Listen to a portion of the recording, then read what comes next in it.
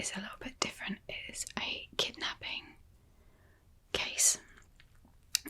It's quite a well-known case, so I have put together notes, but if things pop into my head, I could get a little bit distracted, but we'll kind of see how that goes. So I'm going to read my notes to you. This is probably going to be quite a short video, but it's a case that I wanted to share with you. I think I have only actually seen Mad MEFI has covered this case. I'm not sure if anyone else has, but I haven't really seen it anywhere else. But yeah, I just want to kind of give you my take on it. So I hope that you enjoy, and I hope that you can relax while you're watching this video. And I'm just going to get straight into it. So the case that I'm covering today is the Cleveland kidnappings, or the Ariel Castro kidnappings.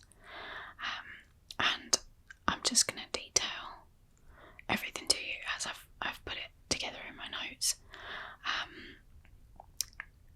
Please comment, like and subscribe, and let me know what you think about this case, or if you have any other recommendations.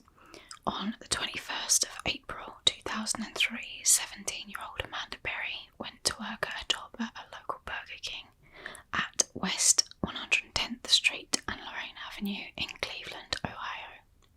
She'd been speaking with her mother when she'd arrived, telling her that she was at work and she had arrived okay. Amanda was last heard from by her sister that evening around 8 p.m. when she had asked her sister if she could collect her from work. Her sister wasn't able to pick her up, so Amanda started to walk home. Amanda did not return home that night, and nobody had heard from her after the phone call with her sister. Her mother, Luana Miller, immediately started to worry that something bad had happened to her daughter and contacted the police that night. The police officer that had arrived to the house had made the assumption that Amanda could have just been a runaway, and this was an assumption that continued for the first few days after her disappearance, despite Luana's pleas that her daughter hadn't run away. As the investigation went on, the police had no leads as to what could have happened to Amanda until 1 week later, when Luana received a phone call from Amanda's phone. It was a man at the other end of the call. The man told Luana that Amanda was fine and she was with him and she would be home soon. After this phone call, the FBI were brought into the investigation, and they had traced the phone call to a cell tower in Cleveland. This enabled them to then carry out door-to-door interviews and searches, thinking that they'd finally got a solid lead, but it was even more disappointing then when nothing came of the searches. About 6 months after Amanda's disappearance, when the case had gone quiet and there had been no further leads, Luana decided to take matters into her own hands and contacted the FBI.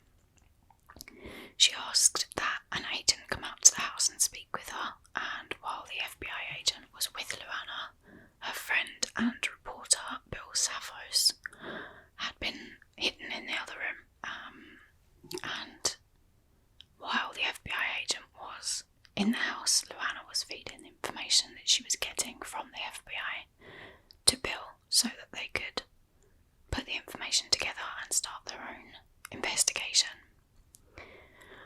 This was a desperate attempt of a worried mother, and I actually got this from an interview that Bill Safos did, where he had said that it was Luana who had hidden him in the other room, and he kind of didn't, he felt uncomfortable being there, but she just wanted to do her own investigation because she didn't believe what the police were telling her, that they couldn't find anything. So whenever they carried out their own investigation and nothing came from it, she was then able to say, okay, well, the police are doing the best that they can. In 2000, 2004, Luana went to speak with a psychic called Sylvia Brown. This psychic told Luana that Amanda was dead and she was picturing her in water. This absolutely crushed Luana, but she didn't stop looking for her daughter. Sadly, Luana passed away in 2006, never knowing what had happened to Amanda. Almost a full year after the day that Amanda had disappeared, on April the 2nd, 2004, Nancy Ruiz started to worry when her 14-year-old daughter, Gina De Jesus, did not return home from school. Gina usually took the bus home from school and arrived around the same time every day. Nancy actually said that whenever Gina was on her way home from school, there were occasions when she would stop and hang around with friends for a little bit longer, but it was never an excessive amount of time that would cause her to stop worrying. Nancy started to contact Gina's friends and tried to find out if her daughter was with any of them. The worried mother didn't get the answers that she wanted and contacted the police. Gina was last seen around 3 p.m. at a payphone. She had been walking home from school and her friend Ariel Castro was with her. The two girls had been in contact with Arlene's mother that afternoon whilst walking home, asking if Arlene could sleep over at Gina's house.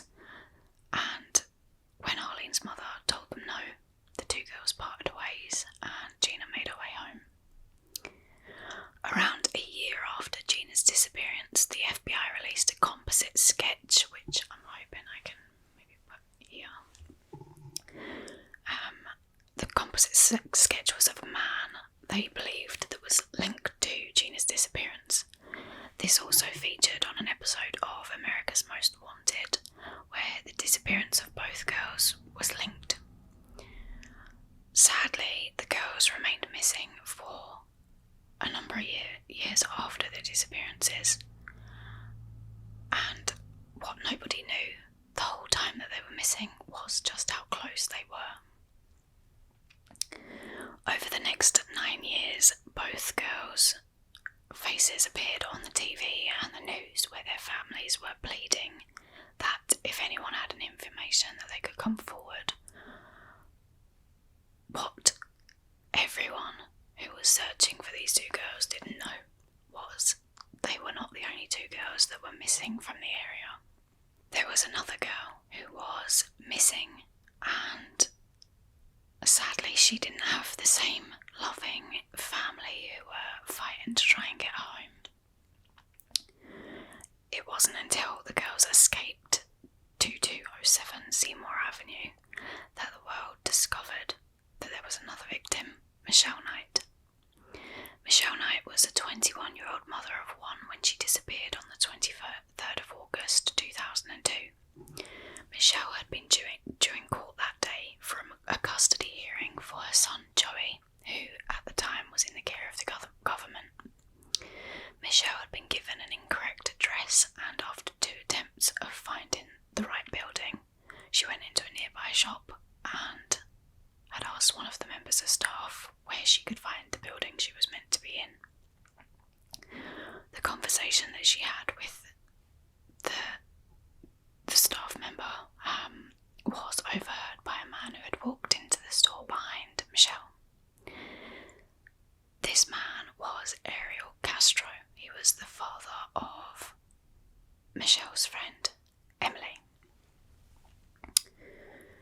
Castro offered Michelle a lift to her appointment, but told her that he needed to stop at his house before dropping her off, which she agreed to.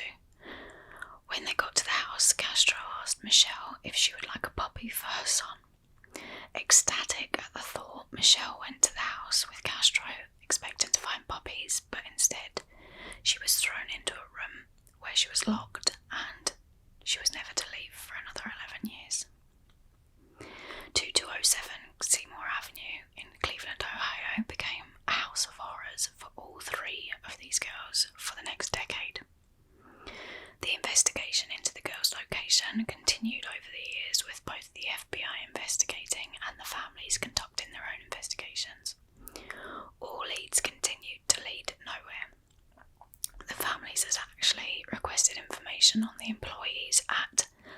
middle school where Gina attended, as it was the same school that Amanda had also attended. They came across a man who worked as a janitor in the school and found that he was a convicted rapist. When he was told that they wanted to question him, the man ran home and took his own life. Shortly after this, they actually discovered that he was not the kidnapper and that this man had an alibi for the disappearances. The real kidnapper was not a current employee of the school, but a past employee. His name was Ariel Castro. Castro was born on July the 10th, 1960 in Puerto Rico. After his parents' divorce, Castro's mother moved him and his siblings to Pennsylvania when he was young. The family then moved and settled in Cleveland, Ohio. Castro met Grimelda Figueroa in the 1980s, and the two lived in the same neighbourhood. They lived across the street from each other. The couple eventually got married and moved in together to 2207 Seymour Avenue, where they had 4 children together. The marriage was extremely abusive, and on one occasion, having given her such a bad beating, Castro caused Grimelda to have a blood clot on her brain, which resulted in an inoperable tumour. Figueroa left the home in 1996 but continued to suffer abuse at the hands of Castro.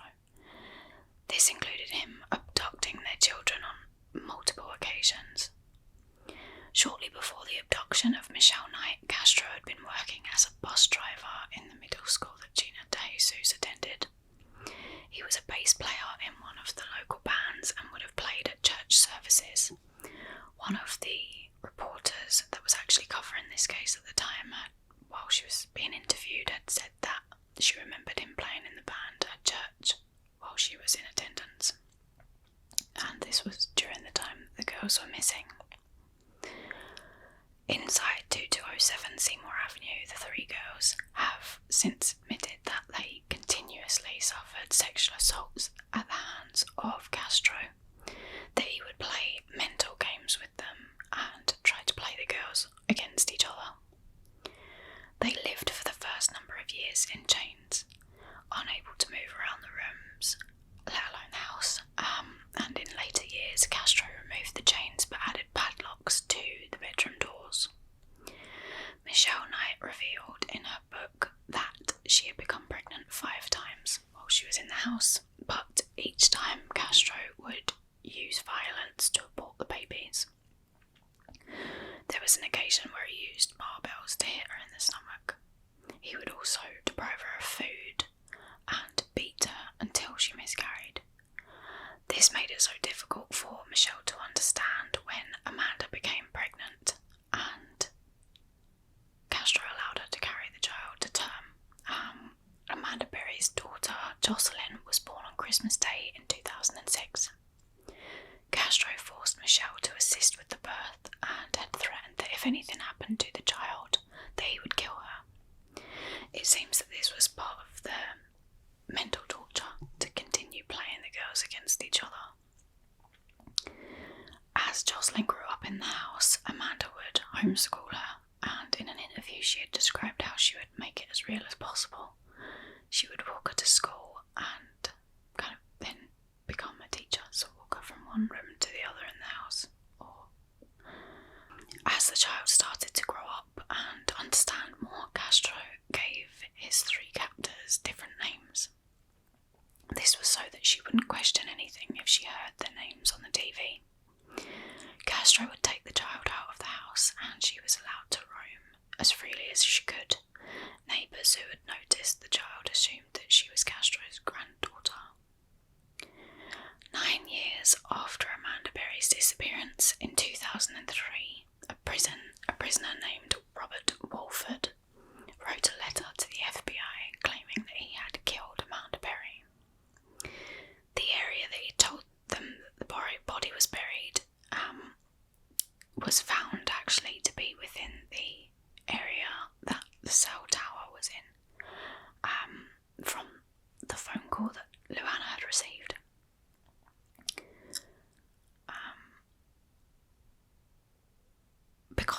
police, they thought they might be onto something. The area was completely torn apart and cadaver dogs were sent to assist in the search, but found nothing.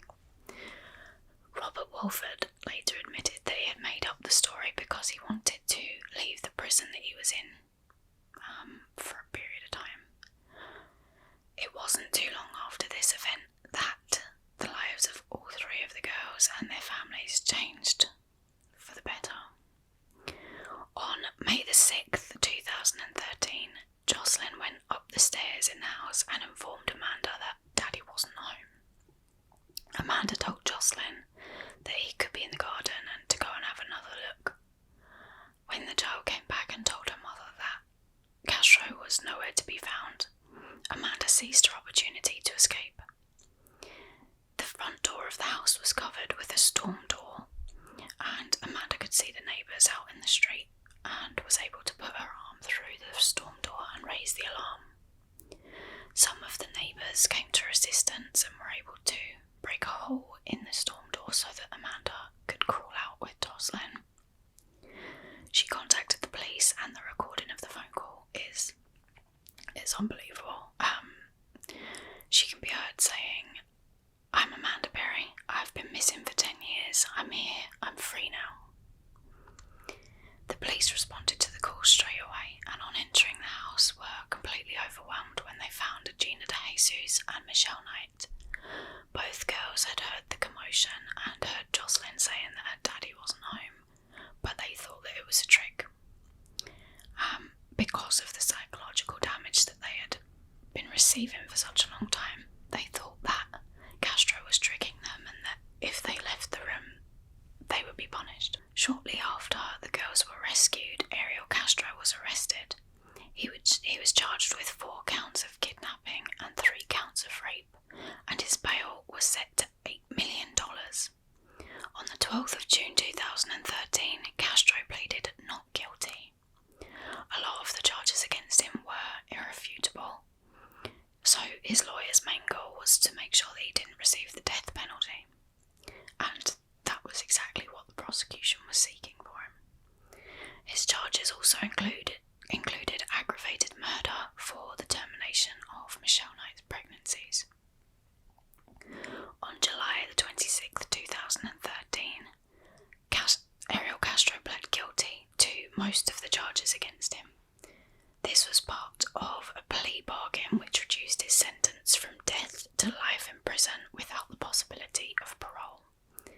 He was sentenced on August 1st, and during the trial had made comments about himself. He actually did a whole spiel, and it made my skin crawl. He described how he had been abused as a child and how he had practiced the art of masturbation from a young age, which in later life led to a sexual addiction. He believed he was addicted to pornography. Throughout his statement, he flipped from apologising and saying that it was because of this abuse that he had received as a child, to then blaming his victims, stating that they shouldn't have got into the car with a stranger. Castro also blamed the FBI for not catching him sooner. During a police interview, he had also admitted to restraining the girls, but he claimed that he never raped them. Instead, he had a way of convincing them to have sex with him. Following his sentencing, Castro did not last long in prison before he took his own life. On the 3rd of September 2013, he was found hanging in his cell from a bedsheet. There was speculation after his death that it may have been an accident due to autoerotic asphyxiation. The claim was denied by the coroner, who ruled his death as suicide. The fact that he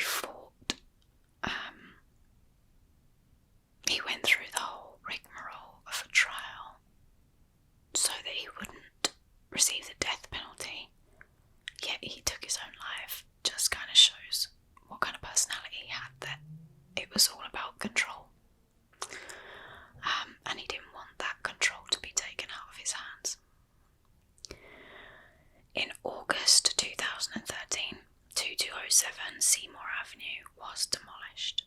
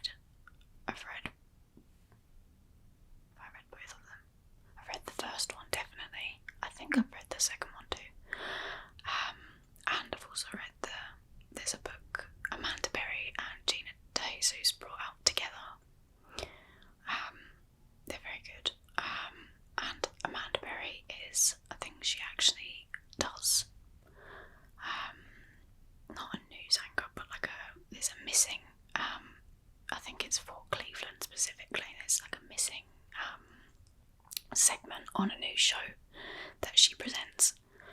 And Gina De Jesus does a lot of charity work, I think, for families of missing people. Same with Michelle Knight, but I think, I'm not sure what the relationship is like between the three of them. It does seem kind of like they don't really, I suppose they spent so long dealing with you would never even wouldn't bear to try and understand how they felt throughout those years and then afterwards. And it's absolutely terrifying to think you could have been walking past that house and never known that they were in there. And I would imagine there's a lot of neighbours that probably feel that way. But yeah, all because he had just, I don't know what sort of sick fantasy. I'm not even going to try and get into it. Sometimes I do start to go off and think about all of the reasons why I think these crimes have been committed, but I don't know. You just wouldn't know. Is it because his family left and he wanted to take back control and control other people? But to think that someone could do that to another human being, and then especially seeing Luana before she died, Amanda Berry's mother, had been on the news so many times pleading for someone to offer some information. And the same with Gina's family. They were on the news crying and pleading for someone to say something. And he knew them. He knew Gina De Jesus' family. They were from the same background, and they were from the same kind of area in Cleveland. So yeah, I don't know, it's just crazy. But yeah, let me know your thoughts in the comments below. Thank you so much for watching, and I really hope